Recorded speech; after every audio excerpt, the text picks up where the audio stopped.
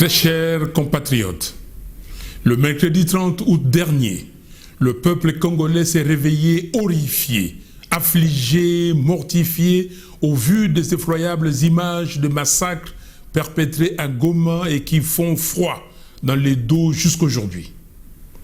Ce qui est pire, c'est que ce ne sont pas tous ces groupes armés, ivres du sang congolais et des minéraux du Congo, qui ont tué comme ils le font depuis plusieurs années sans crainte de représailles. Ce ne sont pas non plus les agresseurs rwandais et leurs supplétifs du M23 qui ont violé, massacré, incendié les villages et sommé les Congolais à fuir leurs terres, comme ils le font depuis plusieurs années déjà. Mais ce sont les militaires de la garde républicaine congolaise qui ont froidement et lâchement massacré nos compatriotes qui voulaient tout simplement manifester pour dénoncer l'occupation de notre territoire par le Rwanda, tout en regrettant vivement la passivité des forces de la MONUSCO. Le mercredi 30 août 2023 est un jour que nous n'oublierons jamais.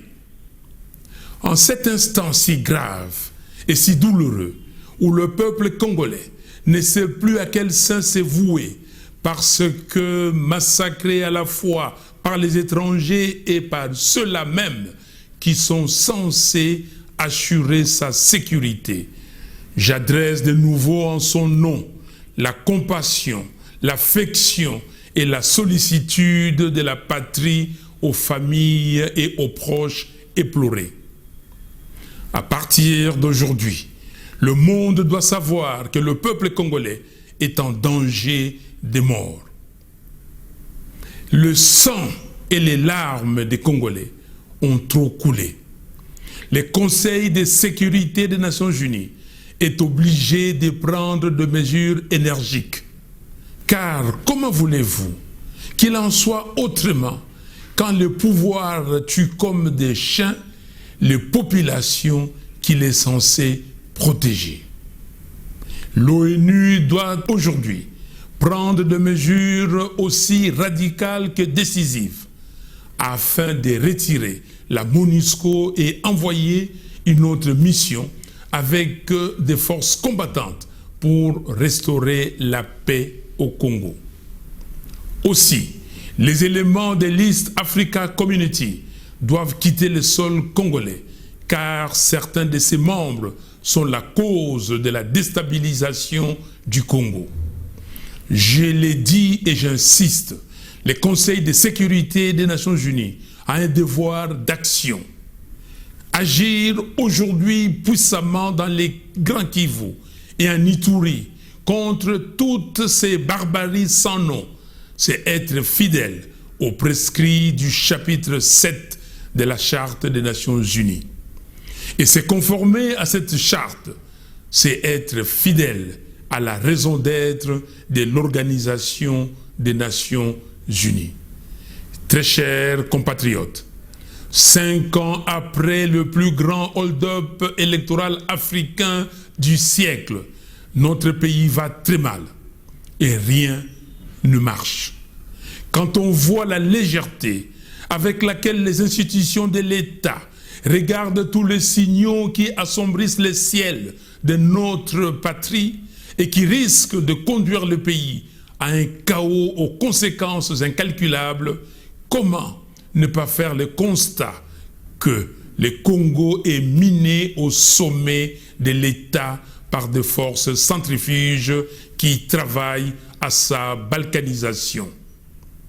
Là où les Congolais espèrent un processus qui va sauver la patrie en danger, les ennemis de la République concoctent une logique électorale qui parie fondamentalement sur la tricherie. Congolaises et Congolais, surtout, ne minimisons pas les enjeux des élections constitutionnellement prévues pour la fin de cette année 2023.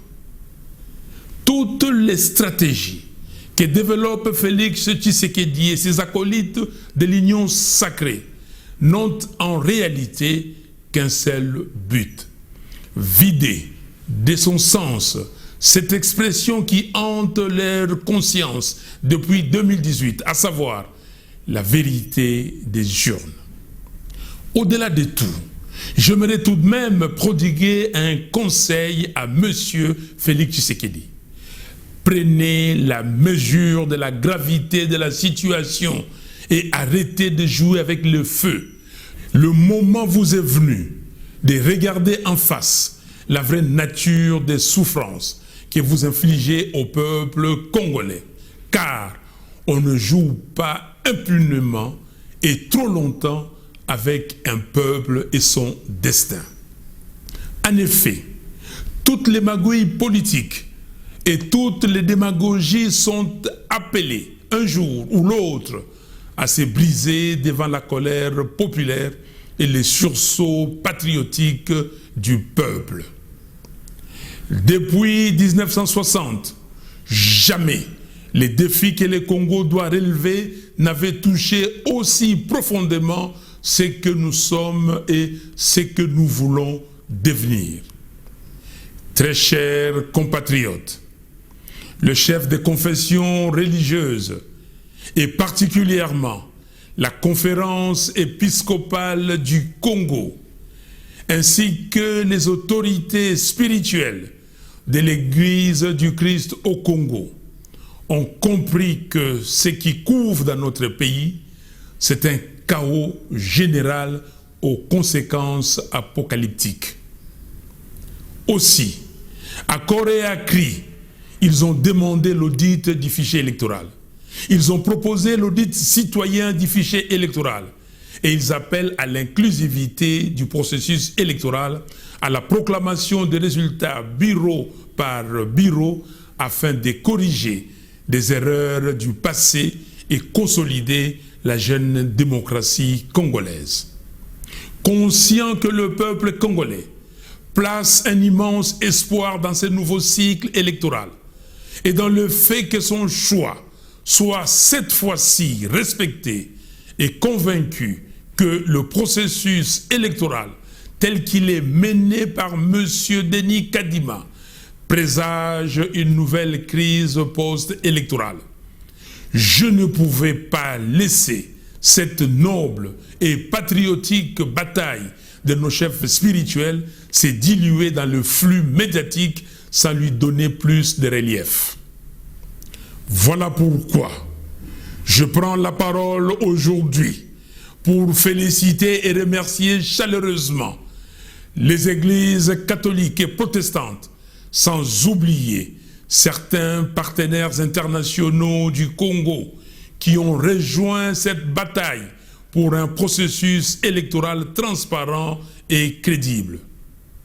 Au nom du peuple congolais qui souffre en espérant que les élections apportent au pays la paix, le relèvement social et la prospérité de l'économie nationale, je salue les combats de l'Église catholique et de l'Église du Christ au Congo pour la recherche de la cohésion sociale comme gage d'un processus électoral sain et extincteur des périls qui menacent la survie de notre pays.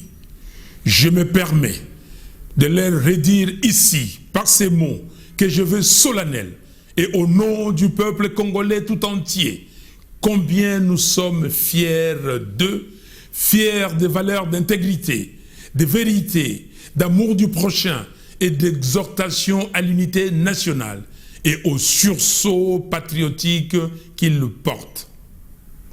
J'ai entendu leur appel et celui du peuple congolais. J'invite les militants des partis politiques, les syndicats, les étudiants, les associations de la société civile et les activistes des mouvements citoyens à se faire l'écho de ces messages de remerciement et d'encouragement aux chefs de nos confessions religieuses afin que leur combat gagne en puissance d'imposition d'un processus électoral sain, inclusif, transparent et crédible. Vive la République démocratique du Congo, une, indivisible, en paix et en prospérité économique. Que Dieu bénisse les Congos. Je vous remercie.